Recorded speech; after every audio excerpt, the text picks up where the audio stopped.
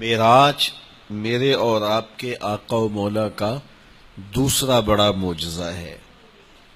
سب سے بڑا معجزہ جو حضور کو عطا ہوا وہ معجزہ قرآن ہے، اور دوسرا بڑا معجزہ جو حضور کو عطا ہوا وہ معجزہ معراج ہے۔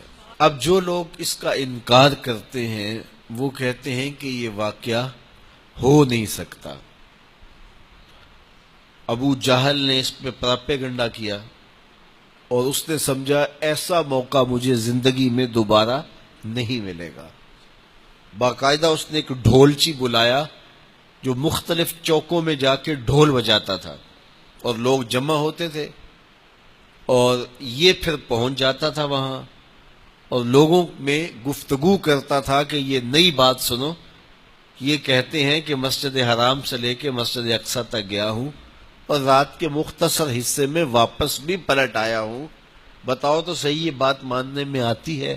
تو لوگ انکار کرتے، پھر یہ تمسخر اڑاتا۔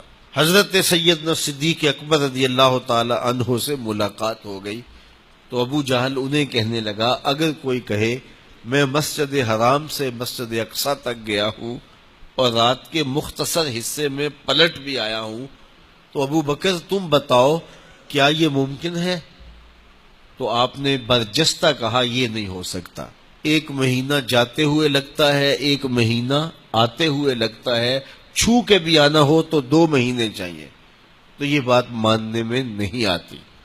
ابو جہل سمجھا لوہا گرم ہو گیا، اب چوٹ ٹکانے پہ بیٹھے گی، کہا پھر تیرا ہی یار کہتا ہے۔ تو حضرت ابو بکر صدیق نے کہا کہ ان نے کہا ہے؟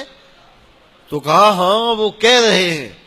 تو حضرت ابو بکر صدیق کے لفظ سنیے، انہوں نے کہا لئن قالہ فقد صدق فاصدقہ، اگر انہوں نے کہا ہے ان کے رب کی قسم انہوں نے سچ کہا ہے، میں اس کی تصدیق کرتا ہوں۔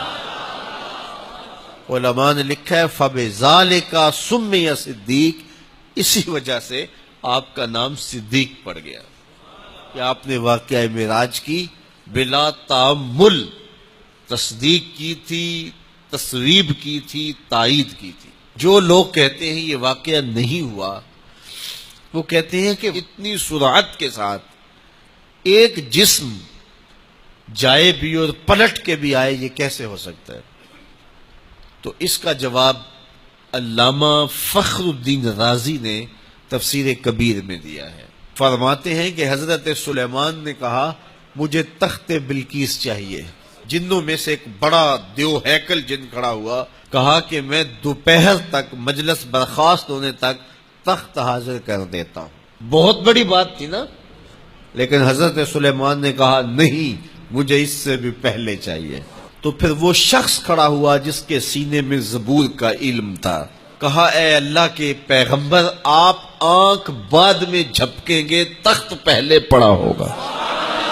اور حضرت سلیمان نے ابھی آنکھ نہیں جھپکی تھی، تخت سامنے پڑا تھا۔ اب تخت کہاں سے آیا؟ ملک سبا سے۔ 7 کوٹھلیوں میں مکفل تھا، 60 ہاتھ چوڑا، 80 ہاتھ لمبا۔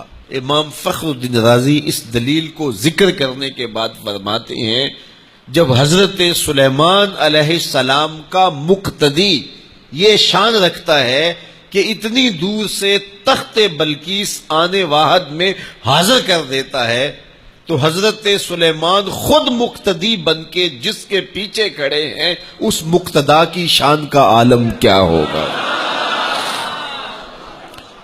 آج لوگ یہ بھی کہتے ہیں کہ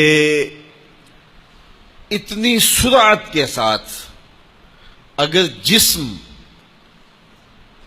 حرکت کرے گا تو وہ اپنا وجود برقرار نہیں رکھ سکے گا، ہوا میں تحلیل ہو جائے گا۔ میں کہتا ہوں تخت بلقیس تحلیل نہیں ہوا اور آنے واحد میں پہنچ گیا۔ جب لوہے، چاندی، پیتل اور تانبے کا بنا ہوا تخت تحلیل نہیں ہوا تو جو وجود سراپا نور ہے وہ تحلیل کیسے ہو سکتا ہے؟